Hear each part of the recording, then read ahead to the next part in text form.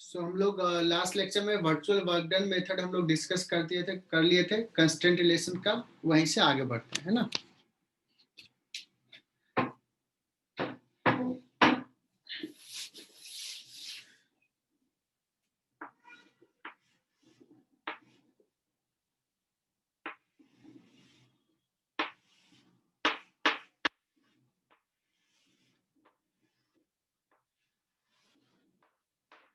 मुझे याद नहीं कि कौन कौन से सम कराए थे। एक सम ऐसे ले लेते हैं, M1 M2, और लेट्स इसका एक्सेशन इधर है A2, इसका एक्सेशन है A1। A1 और A2 में क्या रिलेशन होगा ये निकालना है, ठीक है। तो इसको हम दो तरीके से कहे थे। एक तो जो बेसिक तरीका है कि स्ट्रिंग का लेंथ कांस्टेंट है, सो जितना स्ट्रिंग इधर इंगेज होगा उतना ही इधर से फ्री होगा, है ना। सो पहला मेथड, चूंकि बहुत दिन हो गया पढ़े हुए तो तुम लोग भूल भी गए होगे। सो लेट्स कि ये पुली यहां से यहां आ गया, तो स्ट्रिंग कैसा हो जाएगा, इतना पार्ट एक्स्ट्रा हो जाएगा। Let's is come down by distance x2। सो इधर x2 इंगेज होगा, इधर x2 इंगेज होगा। सो 2x2 स्ट्रिंग इंगेज हो रहा है। अगर ये नीचे आएगा, certainly this will go in this direction. Let's just go by distance x1। अभी यहां तक स्ट्रिंग था, अब नहीं रहेगा, सो x1 फ्री हो जाएगा। जितना स्ट्रिंग इंगेज उतना स्ट्रिंग फ्री होगा। This is relation. याद आ गया सारा कहानी की हम लोग पिछले लेक्चर में क्या पढ़े थे। अगर इसी को डिफरेंशिएट कर देंगे so you will get 2v2 is equal to v1। एक बार और डिफरेंशिएट करेंगे, we will get relation between acceleration. ये डिस्कस कर लिया था। अल्टरनेट मेथड, शॉर्टकट मेथड,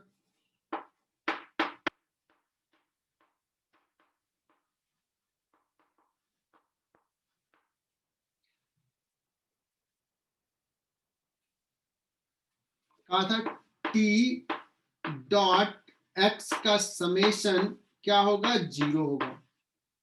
यहां डॉट प्रोडक्ट लेना है, t डॉट x अगर सेम डायरेक्शन में होगा तो प्लस tx होगा, अपोजिट डायरेक्शन में होगा तो माइनस tx होगा। Similarly t dot v, similarly t dot a, है ना। बच्चे इसको पसंद करते हैं, बताया था हमने। तो इसको A2 A1 में रिलेशन निकालना है। तो जितना ये पुली नीचे जाएगा उतना ही मास M2 जाएगा। सो ये A2 गया है। देखना यहाँ पे टेंशन किधर लग रहा है, ऊपर। यहाँ पे टेंशन ऊपर, यहाँ पे टेंशन इधर। तो यहाँ पे अगर लिखूंगा तो T इंटू A1, और यहाँ पे लिखेंगे T ऊपर लग रहा है, A2 नीचे, तो यहाँ भी T, यहाँ भी T, है ना। So minus TA2 because opposite direction में है, माइनस TA2 एक और, that is equal to 0। So यहां से आ जाएगा A1 minus 2A2 that is equal to 0। यही रिलेशन आ गया। क्या सारी कहानी याद आ गई? तो बच्चों देखना, मुझे लगता है कि तुम लोग एंजॉय करोगे कि अगर ये सवाल दे दिया, अब इसमें निकालना है कि find the acceleration of A block. A block का एक्सेलेरेशन A1 कितना है ना। ये सवाल दे दिया, स्मूथ सरफेस है, फ्रिक्शन लेस है, mu equal to 0। A2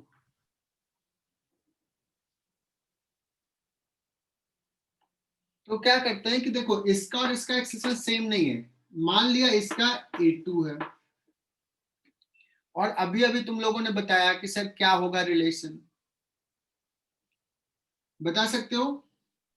T dot A1, मुझे लगता है तुम लोग यही पसंद करोगे, T इंटू A1, और माइनस 2t, t और t into a2 is equal to 0, a1 is equal to 2a2। अभी सीखा। अब टेंशन मान लिया t है, इसका एफबीडी ड्रॉ करते हैं, ए ब्लॉक का। हम हॉरिजॉन्टल डायरेक्शंस की बात करते हैं, सारे बच्चे लिखें और खुद से करो, मेरा हेल्प नहीं चाहिए। लिखो, क्या लिखूंगा, t is equal to ma1,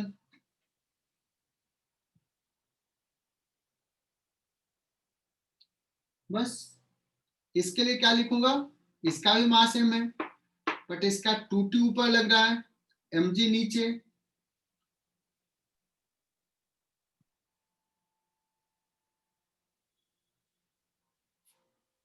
Jayesh Pandey, बता सकते हो क्या इक्वेशंस लिखूं बी के लिए?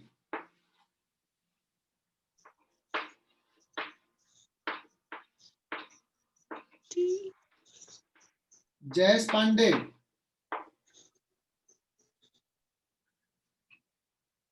चलो कोई दूसरा बोल रहा था, पूजा बताओ तुम ही।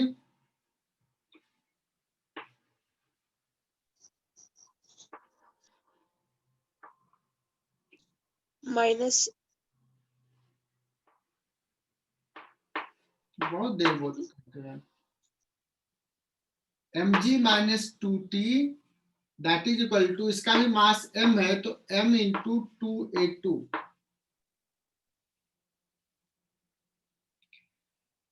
अब देखो, मैंने कहा था इसे लिखने के लिए मुझे एक्सेलेरेशन a2 चाहिए, सॉरी a1 चाहिए, a2 नहीं चाहिए, तो सर A1 हाँ बोलो। A1 टू A2 है, तो M टू A2 नहीं आएगा ना? इसका मास m, सॉरी सॉरी सॉरी, मुझे m इंटू a2 है ना, हाँ, टू a2। अब क्या कर लेंगे यहाँ पे, m इंटू a2 कितना पुट कर लेंगे, a1 बाई 2। मुझे t भी नहीं चाहिए, t को एलिमिनेट करना है। कुछ बच्चे यहां से t यहां पुट करना चाहते हैं, मैं तो बोलता हूं कि 2 से मल्टीप्लाई कर दो इक्वेशन 1 को और ऐड कर दो, it will take lesser time. 2 से मल्टीप्लाई कर दिया तो चला जाएगा, mg equal to 2ma1 plus ma1 2,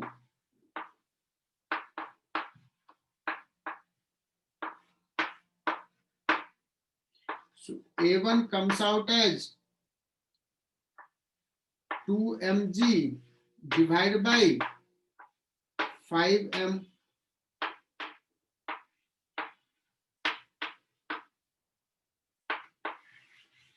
अगर a2 पूछा होता तो a2 कितना होता, a1 बाई 2 g बाई 5। क्या ये सवाल समझ में आया? Yes sir. अगर मैं पूछ दूं यस, सवाल में t कितना है तो किसी इक्वेशंस में पुट कर दो, t is equal to m a1, a1 निकाल लिया है 2mg बाई 5, है ना। मैंने पूछ दिया कि सपोज ये डिस्टेंस l है, तो ये ब्लॉक यहाँ पे कितने देर में हिट करेगा अगर हम रिलीज किए रेस्ट से, या किस वेलोसिटी से हिट करेगा। अब देखो, सवाल कितने तरीके से पूछे जा सकते हैं, तो करना तुम्हें यही है। आई होप कि ये चीज समझ में आ गया, और कंस्ट्रेंट रिलेशंस का इंपॉर्टेंस भी समझ में आ गया कि अगर ये नहीं होता, देखो वेरिएबल कितने थे, t a1 a2, 3 वेरिएबल थे। एक इक्वेशन तूने इसके लिए लिखा, एक इक्वेशन ये लिखा था, 2 equation, 3 variable, we need 1 more equation. वो कहां से आएगा, कंस्ट्रेंट रिलेशन से।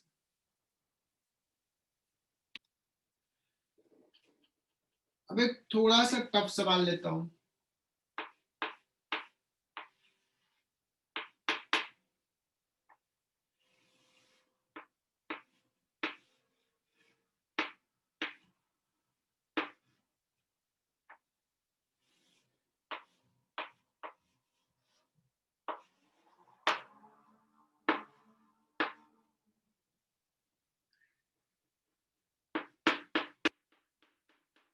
बच्चों ऐसा सिचुएशन है ना, और इसको रिलीज कर दिया रेस्ट से।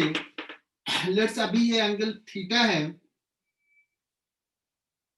और पूछा जाए कि इसके इसके डिस्प्लेसमेंट में क्या रिलेशन है, वेलोसिटी में क्या रिलेशन है, एक्सीलरेशन में क्या रिलेशन है। तन्मय कुछ कहना चाह रहे हो? No sir.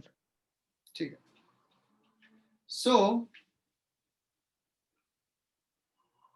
अब मैं क्या करता हूँ, कंस्टेंट रिलेशंस ना डॉट प्रोडक्ट वाला से ही बता देता हूँ। मान लो ये आया नीचे ए x1 से, और ये अब देखो इसका कंस्टेंट किधर, ये किधर मूव कर रहा है, हॉरिजॉन्टल डायरेक्शन में, ये चला गया इधर x2 से। लेकिन यहां ध्यान देना, इस पे t इधर लग रहा है,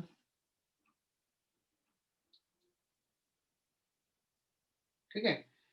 तो अगर मैं फॉर्मूला बताऊं कि t डॉट x लिखता हूं यहां से, तो देखना t और x2 दोनों में कितना एंगल है, t x2 angle is theta, so t x2 cos theta, t dot x2 plus t ऊपर x1 नीचे, t x1 cos 180 degree, that's why हम माइनस लिख देते थे, अभी लिख दिया, that is equal to 0।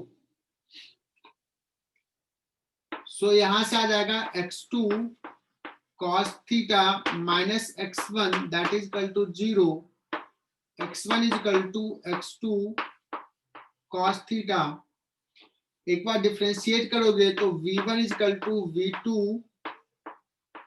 cos theta, एक बार और डिफरेंशिएट करोगे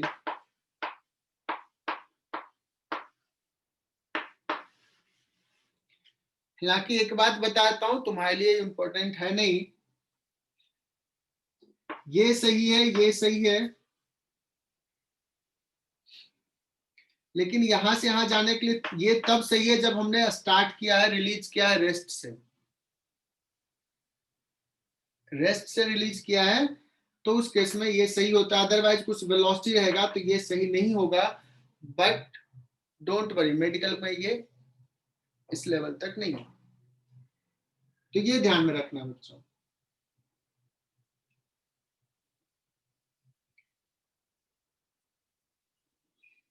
अभी तक जितने सवाल हमने किए उसमें एक स्ट्रिंग था, अब क्या करते हैं, दो स्ट्रिंग पे आते हैं।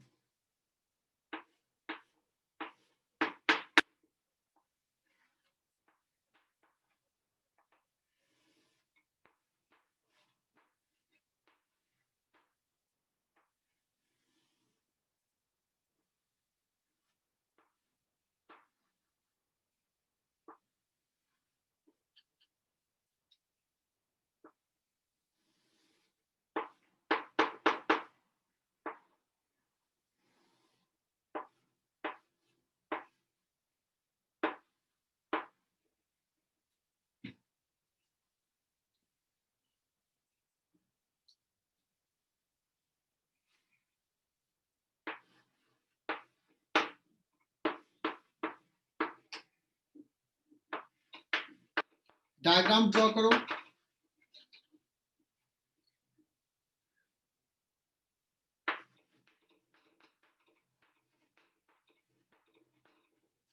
Relation between A1 and A2। बच्चों पहले मैं चाहता हूं कि थोड़ा सा दिमाग लगाओ, थोड़ा सा समझो कि क्या हो रहा है। अब मैंने दिखा दिया कि ये ऊपर जा रहा है और ये नीचे आ रहा है। So let's this goes by distance x1 above।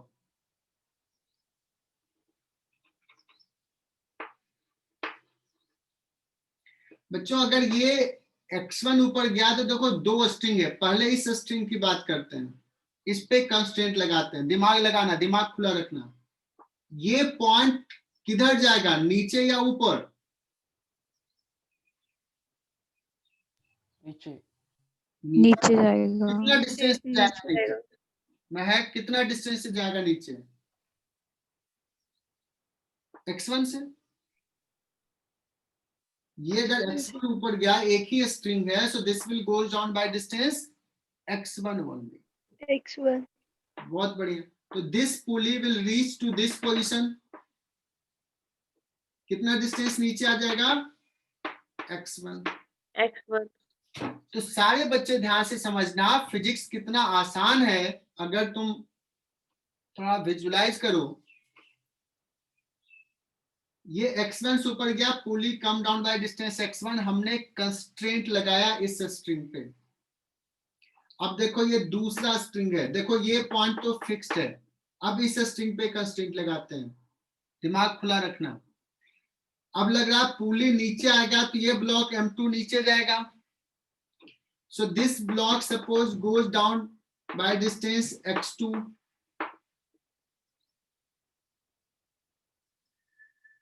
मुझे नहीं लगता कि किसी को नहीं समझ में आएगा अगर उसने ध्यान दे दिया तो। सो ये स्ट्रिंग अब कैसे रहेगा, इतना स्ट्रिंग जो था पहले यहां पे था और बाद में क्या होगा, ऐसे हो जाएगा स्ट्रिंग।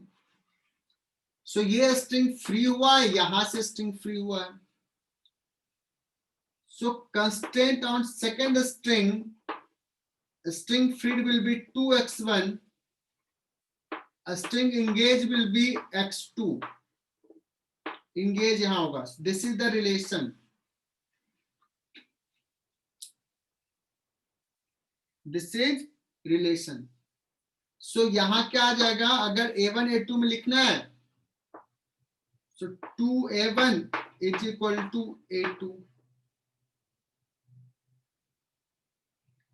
v1 v2 में रहेगा तो ऐसे कर लेंगे। तो जल्दी से उसको लिख लो।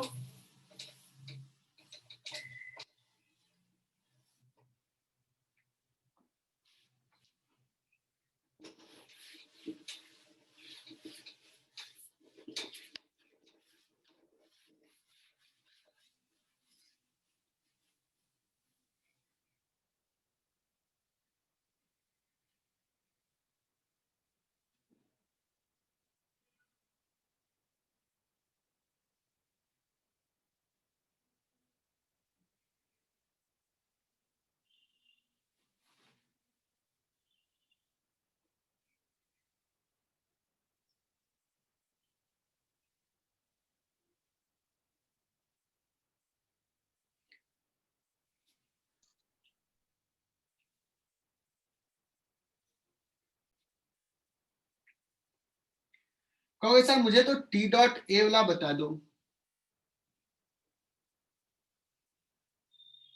ठीक है ना।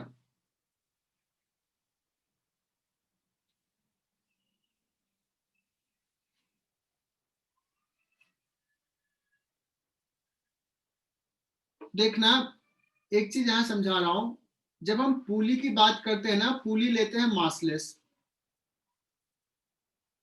अगर पुली मासलेस है तो इसमें अगर टेंशन सपोज T1 है और इसमें टेंशन कितना है T2, चूंकि अलग स्ट्रिंग हो गया,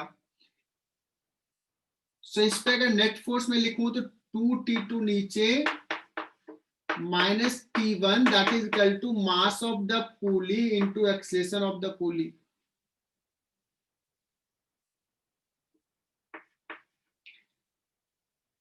बट जहां तक आइडियल पुली दिया रहेगा, मास ऑफ द पुली क्या ले लेंगे, 0।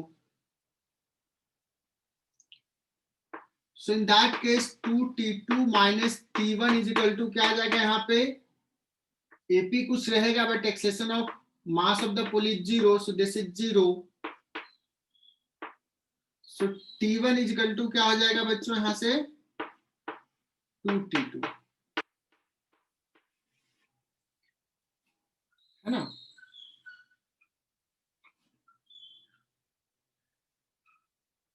तो ये जनरली कंस्ट्रेंट रिलेशन में ना यूज करना ही है।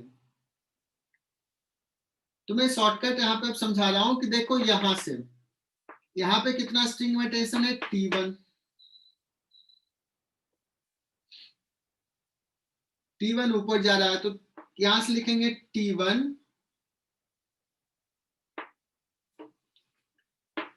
इंटू x1,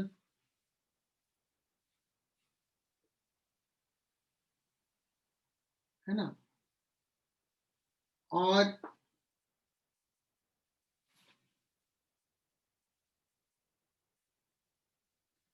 अगर हम बात करें, ये पॉइंट तो मूव नहीं कर रहा है, और इस पॉइंट पे भी t1 x1 लिखेंगे, फिर t2 लिखेंगे, तो यही चीज के लिए मैं डायरेक्टली ये यूज कर लेता हूं, t1 इक्वल टू 2t2। तो अब इस पॉइंट की बात करते हैं। इस पॉइंट पे t2 किधर लग रहा है, ऊपर, t1 किधर है, सॉरी x2 किधर है, नीचे।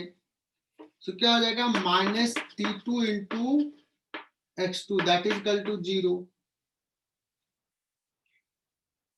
और या तो t1 को पुट कर दो 2t2, तो क्या हो जाएगा 2x1, t1 is equal to 2t2, t2 common हो जाएगा 2x1 minus x2 is equal to 0। So x2 is equal to 2x1।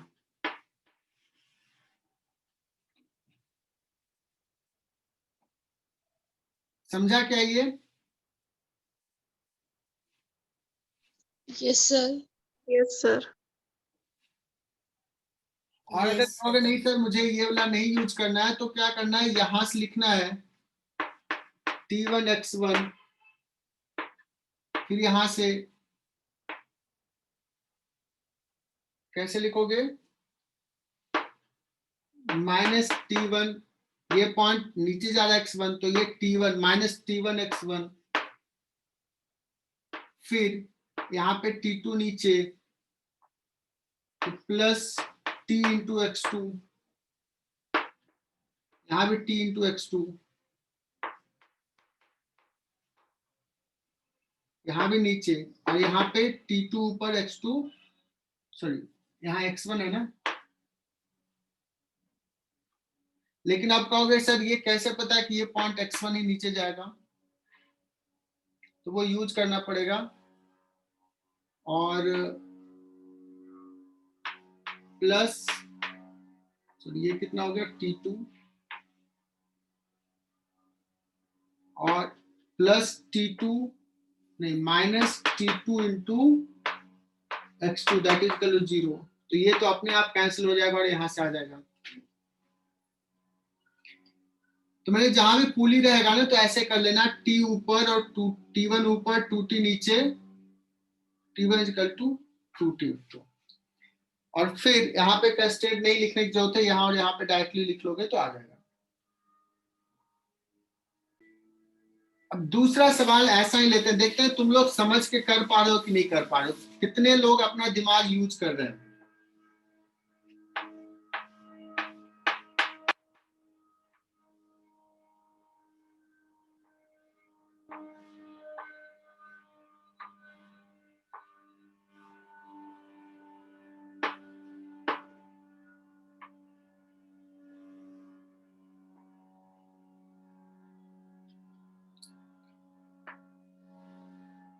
हालांकि ये सब ना तुम्हारे लिए बहुत ज्यादा काम का नहीं है, इतना टफ पूछता नहीं, बट पूछ सकता है।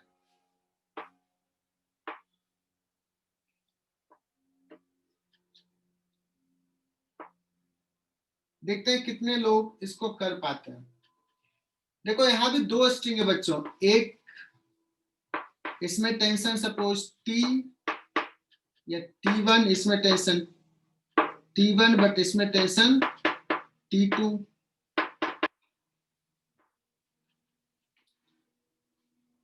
यहां भी कंस्ट्रेंट रिलेशंस लगाना है, और अगर सपोज ये जा रहा है a1 से ऊपर, तो इसका एक्सेशन कितना होगा, a2।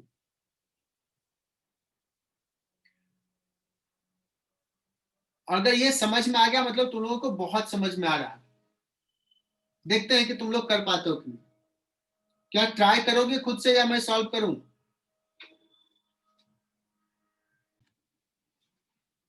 सो बच्चों मुझे लगता है कि तुम लोगों ने सॉल्व किया होगा, ट्राई कर लिया। साक्षी पाटिल, पूर्वा, बहुत बढ़िया, दोनों ने सही सही बता दिया।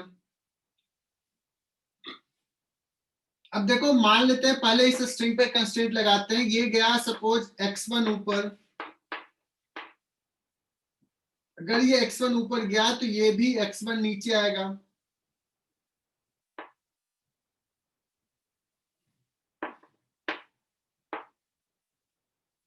तो ये पूरी x1 नीचे आएगा, ये कंस्टेंट लगा लिया। This goes down by distance x2। सो कहां से स्ट्रिंग फ्री हो रहा है, रेड कलर का देखना, कहां से स्टार्ट होगा, यहां से नहीं, ये ब्लॉक ऊपर आ गया, देखो ये ब्लॉक x1 यहां गया, so string starts from here, pulley भी नीचे आ गया है। तो स्ट्रिंग फ्री कहां से हो रहा है, यहां से फ्री हो रहा है, और कहां से हो रहा है, यहां से हो रहा है, और कहां से, यहां से। कितना स्ट्रिंग फ्री हुआ, ये भी गया x1, x1 यहां का x1 और यहां का x1, इतना स्ट्रिंग फ्री हुआ है। इंगेज कितना हुआ है, x2। 3x1 is equal to x2, 3a1 is equal to a2।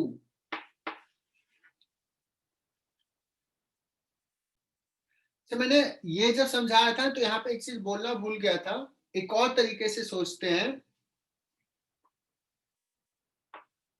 ये भी बोल देता हूं बच्चों। देखो ये स्ट्रिंग है, ये पॉइंट पे भी मोशन है, इस पॉइंट पे भी मोशन है। स्ट्रिंग का लेंथ कांस्टेंट है, इसलिए इस पॉइंट पे देखना, कहीं पे स्ट्रिंग का, कहीं से स्ट्रिंग फ्री हो रहा होगा, कहीं स्ट्रिंग इंगेज हो रहा होगा। जैसे यहां से आगे बढ़ के स्ट्रिंग फ्री कर रहा है और यहां से नीचे जाकर स्ट्रिंग इंगेज कर रहा है। तो सुनना, अगर मैं बात करूं स्ट्रिंग का वेलोसिटी अलोंग द लेंथ,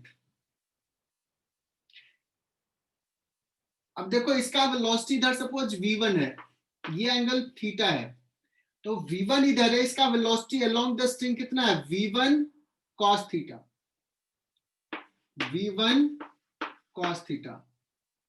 इस पॉइंट का, इस इंड का वेलोसिटी अलोंग द स्ट्रिंग, इस पॉइंट का velocity along the string v2 ही है। यहां से फ्री हो रहा है, यहां से इंगेज हो रहा है, दोनों इक्वल होगा। क्या ऐसे लिखना भी समझ में आया, ये तरीका भी सोचने का है।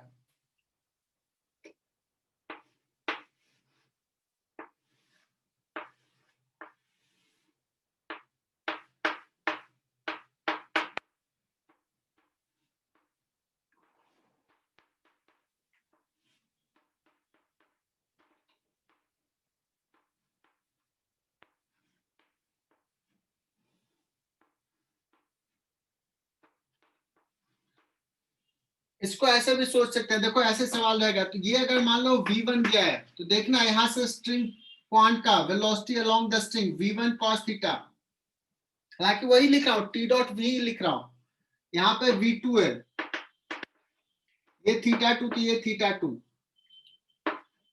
तो v1 cos थीटा 1, यहाँ पे v2 cos थीटा 2।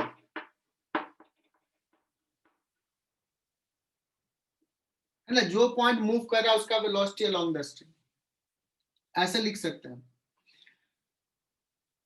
चलो बच्चों, अभी हम लोगों ने क्या बताया कि अगर स्ट्रिंग का लेंथ कांस्टेंट है तो जो जो पॉइंट पे वो मोशंस हो रहा है, उस पॉइंट का वेलोसिटी अलोंग द स्ट्रिंग, कहीं पे इंगेज हो रहा होगा, कहीं पे फ्री हो रहा होगा, और तुम देख के समझ के कर सकते हो।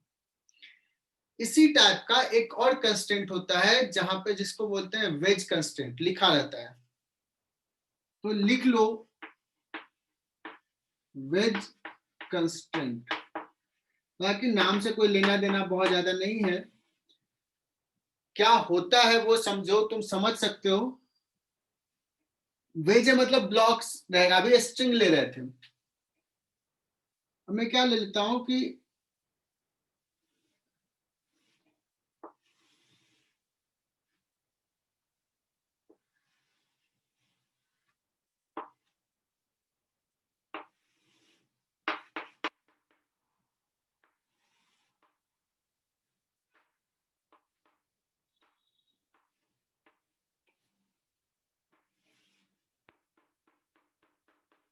अब बच्चों सिचुएशन ऐसा है, अब क्या किया, एक ट्रायंगुलर वेज है, एक स्फीयर है, इसको छोड़ दिया, तुम्हें लग रहा है कि ये किधर जाएगा, this will go down with acceleration suppose a1, ये कंस्टेंट है कि ये इधर मूव करेगा A2. Let's this angle is theta.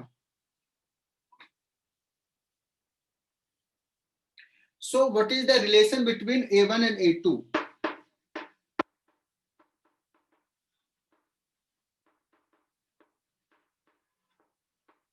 ये निकालना है. तो अब समझना कंस्ट्रेंट क्या है कि यहां पे देखना, जहां पे टच कर रहा है पॉइंट्स, दो ब्लॉक का जहां टच कर रहा है,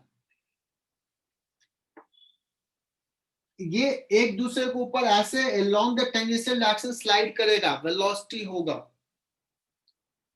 लेकिन चूंकि ये टच कर रहा है तो हम कह सकते हैं कि एक along common normal along this direction दोनों का वेलोसिटी सेम होगा, दोनों का एक्सेलेरेशन सेम होगा, बिकॉज वो टच कर रहा है.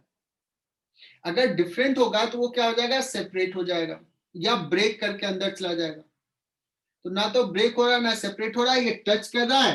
तो at common at contact point दोनों बॉडी के जो पॉइंट्स होंगे, इसका और इसका, उसका वेलोसिटी, उसका एक्सेलरेशन, उसका displacement along common normal same.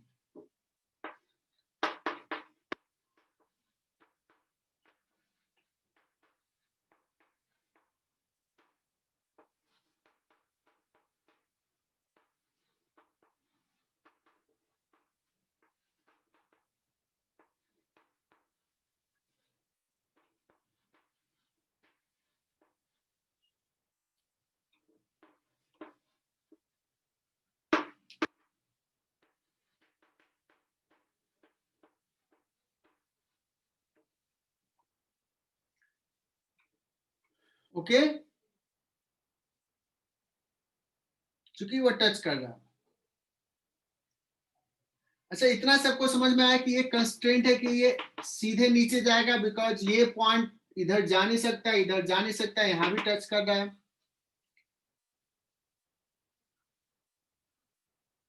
सो यहाँ पे मैं स्फीयर का एक पॉइंट लिया, कितना, इसका एक्सेशन मैंने मान लिया A1, और एक पॉइंट ले लिया किसका, वेज का, जिसका इधर एक्सेशन कितना है A2, और मैंने स्टेटमेंट दे दिया कि along कॉमन नॉर्मल दोनों का एक्सेशन सेम, डायरेक्शन भी सेम.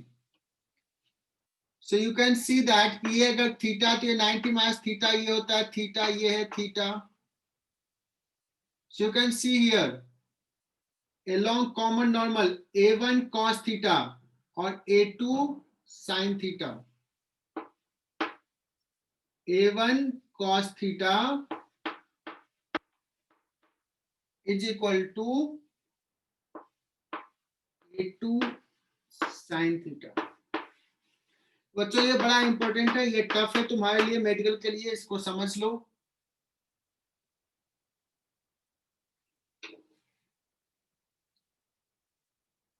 और अगर जैसे हमने वहां पे टी डॉट एक्स कहा था, वैसे यहाँ पे कह सकते हैं summation of N dot X should be 0.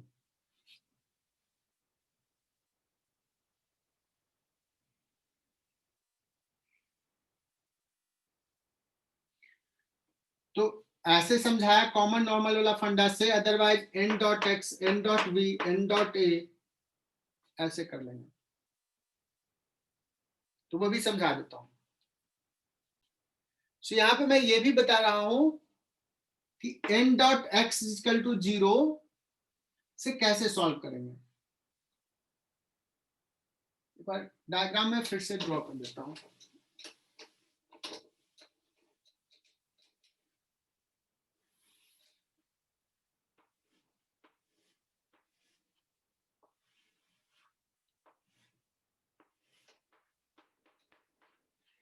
देखना यहां पे इस पे नॉर्मल रिएक्शन एन लग रहा है, तो इस पे भी एन इधर लगेगा. तो एन डॉट एक्स हर बॉडी के लिए लिखेंगे, जैसे इसके लिए लिखेंगे, इसके लिए लिखेंगे. एक का रेड से लिख देता हूं. और इस पॉइंट का एक्सेशन किधर माना हमने, A2 इधर. इस पॉइंट का एक्सेशन किधर है? A1 है नीचे। और एंगल आप चेक कर सकते हो कि एंगल कितना होगा। This angle is theta, so this is theta, this is theta,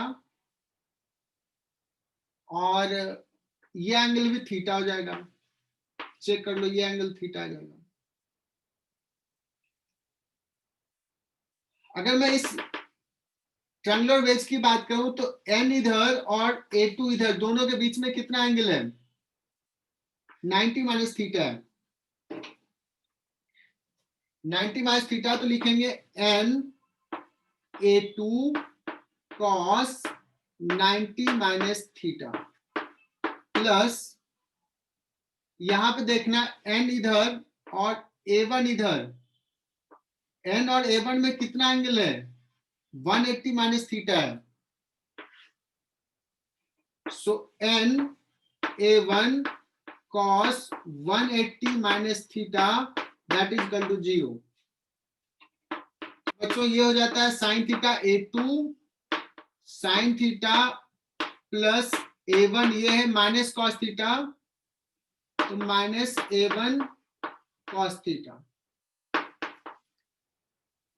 but मुझे लगता है कि इससे ज्यादा बेटर जो पिछला मैंने बताया वही रहा होगा।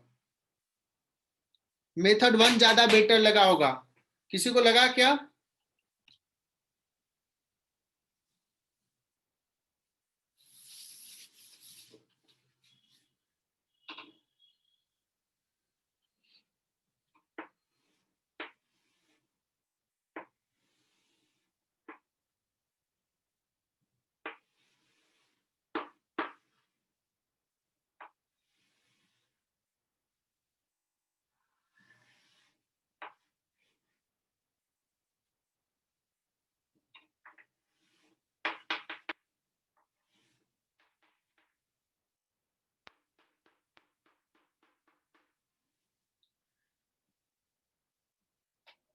वही वाला केस है, सिमिलर केस है। एक रॉड है जो कि कंस्ट्रेंट है कि it can move it only in vertical direction. ये कंस्ट्रेंट है कि एक्स डायरेक्शन मूव करेगा। देखो अभी भी फिर से वही कह सकते हो कि इसके क्या रिलेशंस होंगे। इसका A1 है, इसका सपोज A2 है रॉड का, सो relation between A1 and A2।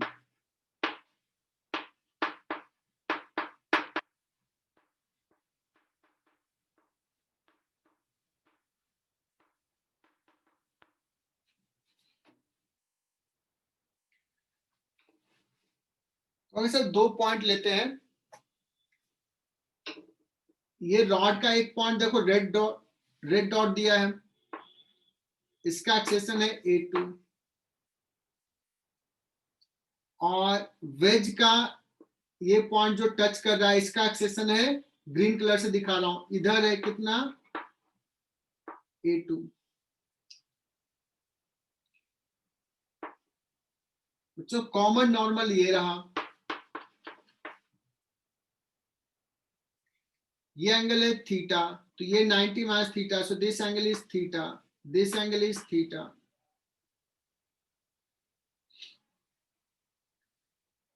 अब तुम डायरेक्टली यहां से बता सकते हो कि देखो कि इधर A2 है, इसका component along the common normal A2 cos theta दिख रहा होगा। सॉरी ये A1 है ना, A1 का कंपोनेंट अलोंग कॉमन नॉर्मल, ये एंगल थीटा है, बिकॉज ये थीटा तो ये थीटा। A1 sine theta.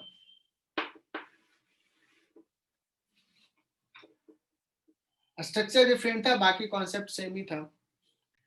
अब एक ऐसे सवाल लेते हैं कि एक इंक्लाइंड प्लेन है, इस पे एक स्फीयर रखा हुआ है, एक वेज है, और ऐसा सिचुएशन है। अब देखो ये स्फीयर किधर मूव करेगा? Sphere will move along the incline. Wedge किधर मूव करेगा? Along horizontal axis. लेट्स ये A1 स्फीयर का किधर है, इधर है A2. What is the relations between A1 and A2? Can you guess? Can you find that relation between A1 and A2? A2 किधर होगा, डाउन द इंक्लाइन इस sphere का. देखते हैं कौन बताता है. तो आई होप कि ये समझ में आ गया होगा. देखो यहाँ पे कांटेक्ट पॉइंट कहाँ पे है, ये पॉइंट. इसका कॉमन नॉर्मल किधर है, इधर है. सो कॉमन नॉर्मल देखो ग्रीन कलर से दिखा रहा हूं, वेज का, ट्रायंगुलर वेज का. इधर कितना है, A1. और रेड कलर से दिखा रहा हूं स्फीयर का पॉइंट. इसका एक्सेशन किधर है, A2. किधर, down the incline.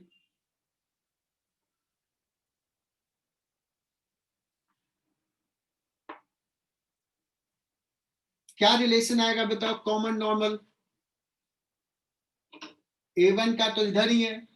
So A1 is equal to A2 का कितना है, A2 cos theta. cos theta.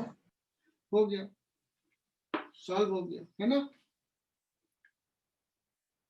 तो वेज कंस्ट्रेंट भी हमने कर लिया. और इसे आपने कंस्ट्रेंट रिलेशंस पढ़ाया, बट इसका एप्लीकेशंस क्या है, कैसे सवाल आएंगे. एक तो रिलेशन भी पूछ सकता है, बट ये पूछेगा कि ये सिचुएशंस दे दिया है और तुम्हें लग रहा होगा कि कैपिटल एम किधर जाएगा, राइट या लेफ्ट. अगर छोड़ दिया तो it is really promised. Capital M will move in which direction, right या लेफ्ट. राइट. पक्का राइट राइट. डायरेक्शन. गुड. अगर कोई पूछे कि हाँ राइट क्यों जाएगा, तो तुम कहोगे हाँ कॉमन सेंस से लग रहा है, बट फिजिक्स के हिसाब से कहोगे कि why it will move in right direction, you will say that कि स्मॉल m जो है, रॉड है, ये इस पे एक नॉर्मल रिएक्शन लगा रहा है इधर, n, है ना. अब कैपिटल M पे n इधर लग रहा है, इसका दो कंपोनेंट, ये थीटा, तो this angle is theta. n का दो कंपोनेंट, n cos थीटा, इसको कौन बैलेंस करेगा, हॉरिजॉन्टल सरफेस. और n sin थीटा को बैलेंस करने वाला कोई नहीं है. So this capital M will move in this direction, accelerate in this direction. So कौन सा फोर्स एक्सलेट करा रहा है, n का कंपोनेंट. तो मान लिया कि इसका एक्सेलेरेशन इस डायरेक्शन में है A1 और रॉड का एक्सेलेरेशन है A2. मुझे A1 या A2 या दोनों निकालना है. सो देखो हमने एफबीडी ड्रॉ कर लिया, किसका, कैपिटल M का. हालांकि और भी फोर्सेज हैं, capital M G N N dash. Horizontal direction में कौन सा फोर्स है, कैपिटल M पे, क्योंकि एक्सेलेरेशन इधर है. So what we can write, N sin थीटा, that is equal to capital M into A1. क्या मैंने सही लिखा,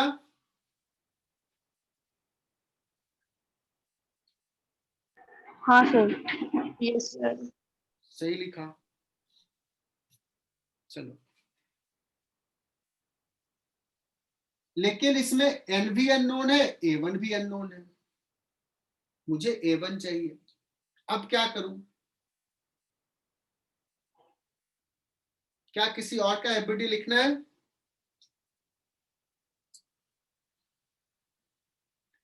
स्मॉल m का एफबीडी ड्रॉ करेंगे, रॉड का. सो देखना रॉड पे किधर फोर्स लगेगा, रॉड पे इधर फोर्स लगेगा n, और ये कुछ लगाएगा फोर्स. बट अगर मैं बात करूं वर्टिकल डायरेक्शंस की, for rod consider vertical motion in vertical direction, consider motion in vertical direction. तो ये जो फिक्स्ड पाइप है, ये वर्टिकल डायरेक्शन फोर्स नहीं लगा रहा है, ये इधर उधर लगाएगा, स्मूथ है. इस पे फोर्सेज और कौन सा एक फोर्स में छोड़ रहा हूं वर्टिकल डायरेक्शन में, mg mg। इसका एक्सेलेरेशन किधर दिखाया है, A2 डाउनवर्ड। क्या रिलेशंस लिखूंगा इसमें, ये angle theta, check it, vertical से थीटा। कोई मुझे बताएगा कि क्या इक्वेशंस लिखें इसका,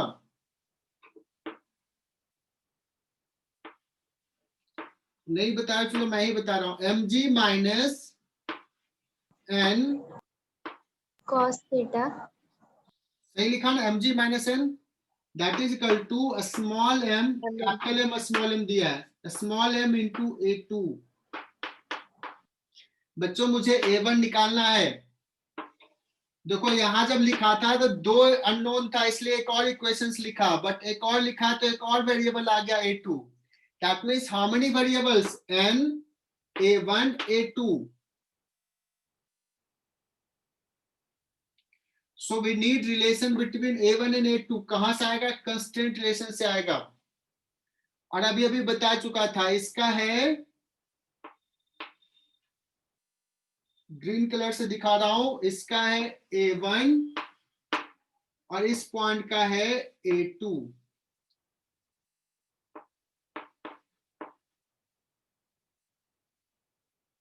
देखो यहां से A1 कॉमन नॉर्मल, ये एंगल है theta, A1 sine theta,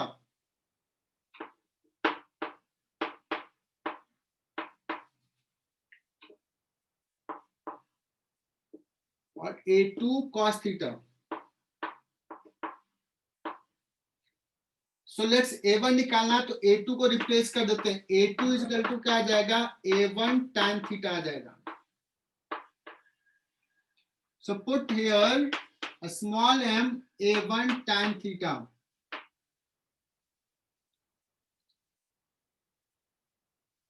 Now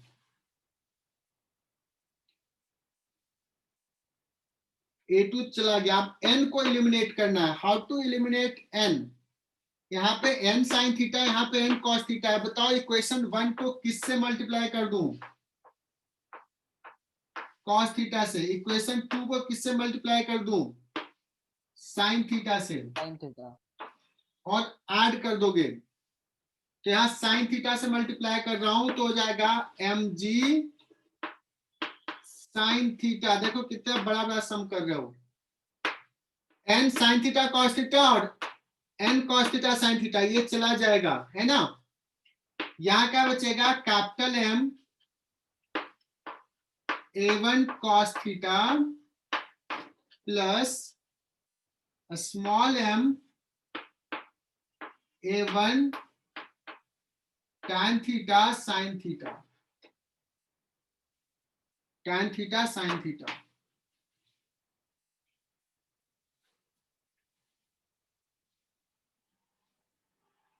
है ना। सो A1 is equal to a small mg sin theta upon capital M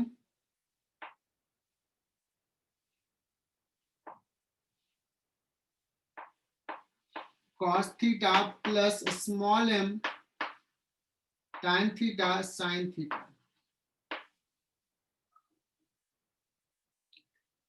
अगर यहां से sin थीटा कॉमन ले लोगे तो इसको लिख सकते हो बच्चों, A1 को थोड़ा सा अरेंज करके, mg sin थीटा को नीचे ले लो तो capital M cot theta plus small m tan theta, ऐसा भी आ जाएगा।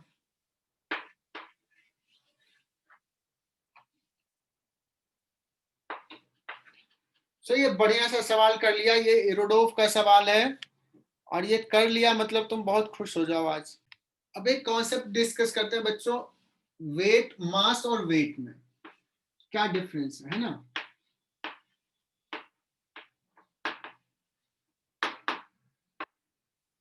जैसे किसी ब्लॉक का मास m का वैल्यू सपोज 2 kg है, इसका मास बोलेंगे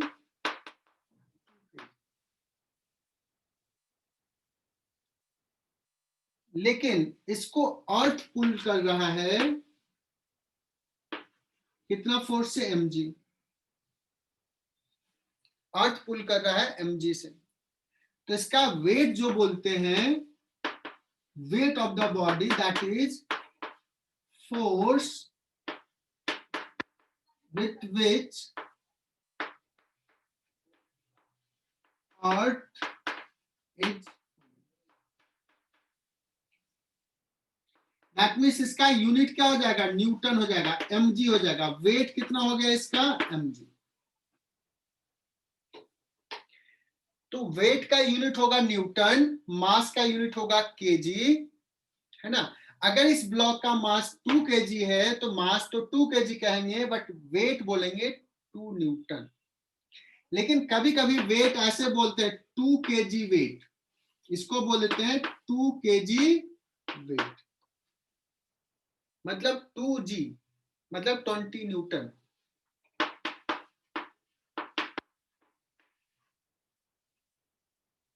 तो वेट क्लियर? Yes sir. अब मैं बताता हूं, तुम अगर कभी देखते हो कि वेट मेजर करना है तो तुम स्प्रिंग बैलेंस वाला जो रहता है, ऐसा स्प्रिंग नहीं मतलब वेट मेजर करने वाला वेइंग मशीन जो होता है, ऐसा रहता है, और तुम आजकल ऐसे जाते हो, यहाँ पे खड़े हो गए और ये वेट शो करता है, तो एक्चुअली ये वेट मेजर करता है। तो ये जो वेइंग मशीन है बच्चों, ये क्या मेजर करता है पहले ये समझना। तुम वेइंग मशीन पे अगर जैसे इसके ऊपर जाते हो तो क्या होता है, तुम इसको पुश करते हो नीचे, तो ये वेइंग मशीन तुझे एन ऊपर पुश करता है।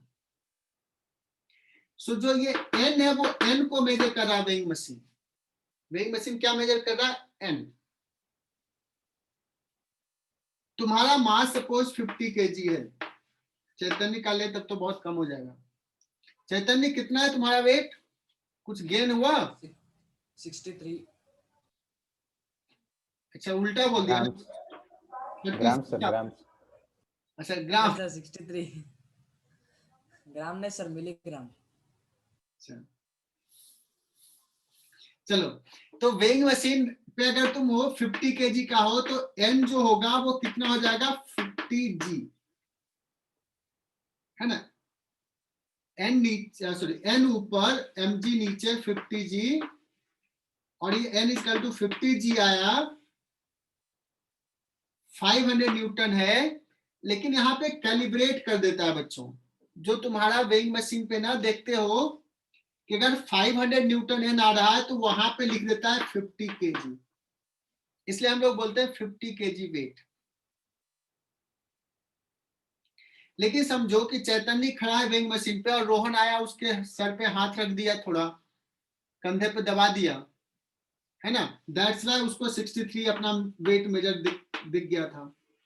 अगर किसी ने तुमको ऐसे पुश कर दिया नीचे तो तुम्हारा तो mg वही रहेगा, लेकिन तुम्हें एक और इंडेक्स पुट कर रहा है, तो क्या हो जाएगा, इक्वेशन हो जाएगा n ऊपर is equal to 50g plus n dash, Rohan ने जो पुश किया, तो बताओ n क्या हो जाएगा, 50g से ज्यादा हो जाएगा, इसलिए वेइंग मशीन क्या दिखाने लगा, ज्यादा दिखाने लगा वेट। तो बताओ वेइंग मशीन ने वेट दिखाया ज्यादा, लेकिन है तुम्हारा वेट एक्चुअली कितना है ये, तो ये हो गया बच्चों एक्चुअल वेट।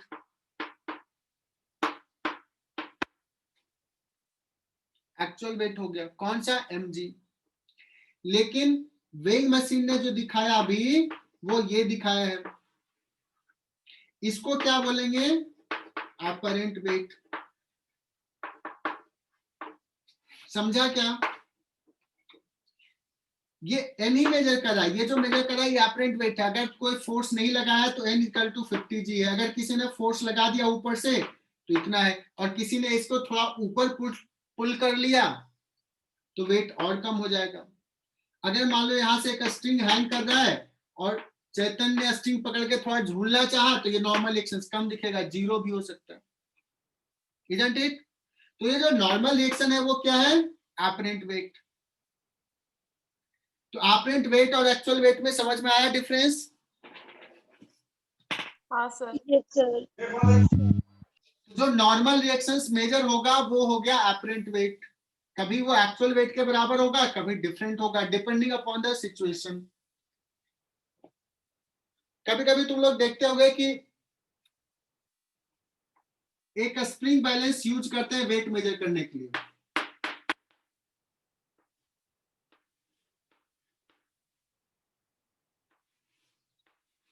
और इसमें एक पॉइंटर लगा रहता है बच्चों, तो यहाँ है तो मान लो 0 kg, 1 kg, 2 kg, 3 kg ऐसे पॉइंटर लगा रहता है। और इसके हुक से अगर इसको अटैच कर दिया तो बताओ ये जो मेजर कर रहा है ये पॉइंट क्या होगा, जितना नीचे स्प्रिंग इलोंगेट होगा स्प्रिंग का फोर्स उतना ऊपर होगा। सो स्प्रिंग क्या मेजर कर रहा है, kx। जैसे वेइंग मशीन क्या मेजर करता था, n, वैसे स्प्रिंग मेजर कर रहा है kx। तो kx जितना उतना वो बताएगा। अगर मैं रेस्ट में हूं, m मास ऐसे हैंग करा है तो नीचे लगा इस ब्लॉक का FBD mg नीचे और kx ऊपर, kx इक्वल टू हो गया mg। यहां पे इसको क्या बोलेंगे, अपरेंट वेट। ये मेजर हो रहा है, क्लियर?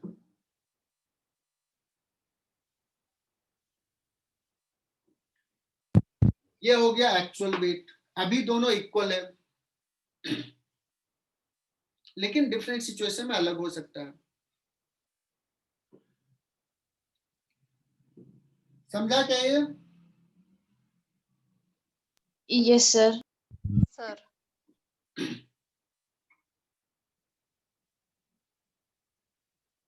तो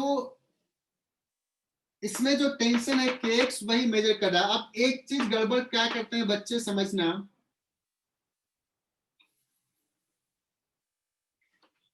कि जब स्प्रिंग बैलेंस लिए ना तो ये यहां से mg पुल करा तो देखो ये फिक्स्ड है या तुम हाथ से पकड़े हुए हो, तो यहां भी तुम्हें kx फोर्स लगा रहा है स्प्रिंग, तुम्हें ऊपर फोर्स लगाना पड़ेगा। अभी ये फिक्स्ड पॉइंट ऊपर लगा रहा है फोर्स, तो स्प्रिंग को जब तक दोनों तरफ से नहीं पुल करोगे तब तक इलोंगेट नहीं होगा। ऐसा नहीं है कि स्प्रिंग को हमने ऐसे यहां पे फोर्स पुल किया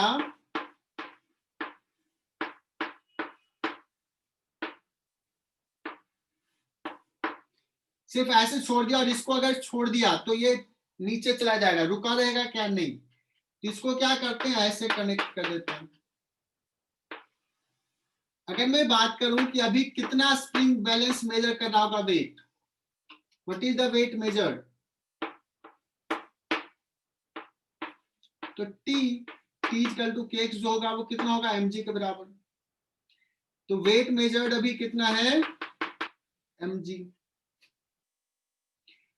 लेकिन ये सवाल तो सब जवाब दे देते हैं, लेकिन जब मैं ये पूछता हूं तो बहुत कम बच्चे जवाब दे पाते हैं कि how much weight this spring is being measured, this spring is measuring how much weight in this situation. तो पहला ऑप्शन रहेगा बच्चों mg, दूसरा ऑप्शन रहेगा, देखना अभी भी बहुत सारे बच्चे गड़बड़ करेंगे, 2mg, तीसरा रहेगा 0 और चौथा कुछ भी लिख लो। क्या लग रहा है, विच ऑप्शन इज करेक्ट? अभी ये स्प्रिंग बैलेंस कितना मेजर कर रहा है?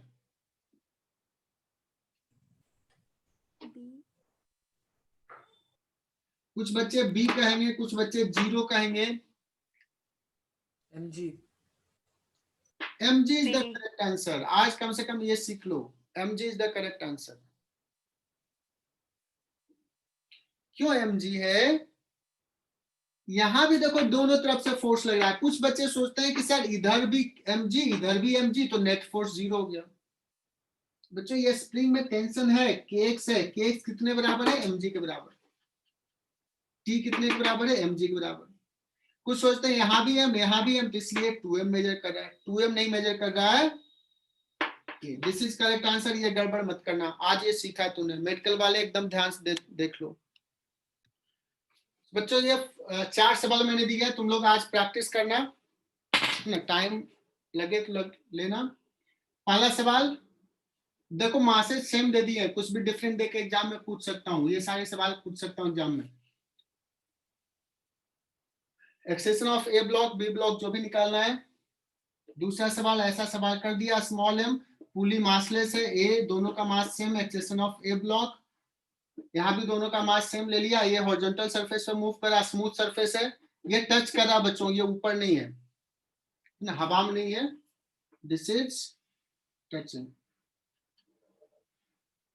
ये स्फीयर इंक्लाइन पे मूव करेगा, ये एंगल थीटा है, स्मूथ सरफेस है, ऑल सरफेस है स्मूथ, स्फीयर का एक्सेशन कितना होगा ये निकालना है। और चौथा सवाल, इसमें वेट मेजर कितना है, mg 2 mg 0 क्या है weight measure by the spring balance. 4 सवाल।